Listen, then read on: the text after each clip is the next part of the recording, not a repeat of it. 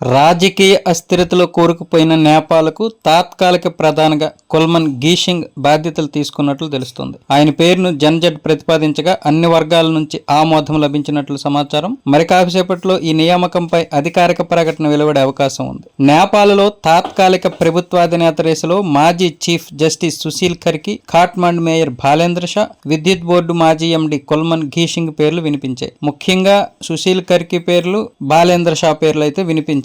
అనూహ్యంగా కుల్మన్ గీషింగ్ పేరు అయితే తెరపైకి వచ్చింది. ఇక కర్కి గారు నేపాల్ అత్యున్నత న్యాయస్థానానికి సిజిఐగా పనిచేసిన ఏకైక మహిళ కావడం కూడా విశేషం. ఇక బాలేంద్ర షా బెంగళూరులో ఉన్నత విద్యను అభ్యసించారు. తాత్కాలిక నేత ఎంపికలో అధ్యక్షుడికి జన్జడ్ కు సహకరిస్తామని నేపాల్ కాంగ్రెస్ పార్టీ ప్రకటించిన సంగతి కూడా తెలిసిందే. ప్రభుత్వాధినేతల అవినీతిపై నేపాల్లో చెలరేగిన హింస ప్రస్తుతానికైతే కాస్త సద్దుమణిగింది. తీవ్ర హింసాత్మక ఘటనలు జరగడంతో మంగళవారమే ప్రధాని కేపీ శర్మ ఓలీ సహా పలువురు మంత్రులు రాజీనామా చేయడంతో ఆందోళనకారులు ఈ రోజుకి శాంతించారు. నిన్న సాయంత్రానికి చాలా మంది మంత్రులు హెలికాప్టర్లు ఆ స్టాండ్లు పట్టుకుని మరీ వెళ్లిపోయినటువంటి సందర్భాలు కూడా ఉన్నాయి.